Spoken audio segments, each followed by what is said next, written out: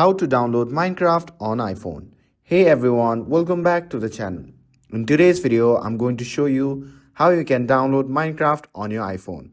So without further ado, let's start by opening the App Store. Once you have opened that, simply tap on the search bar and type Minecraft on the search bar. And once you have typed that, simply search for it. Now, once you get the result, scroll through it until you find the official Minecraft game. And once you find it, simply tap on that.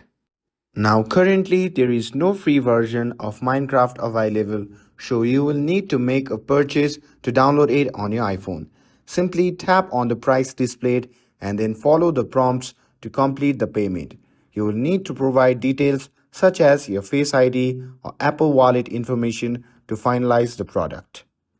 And if you would like, you can also check whether a trial version of Minecraft is available and download it if the option suits you better. And that's how you can download Minecraft.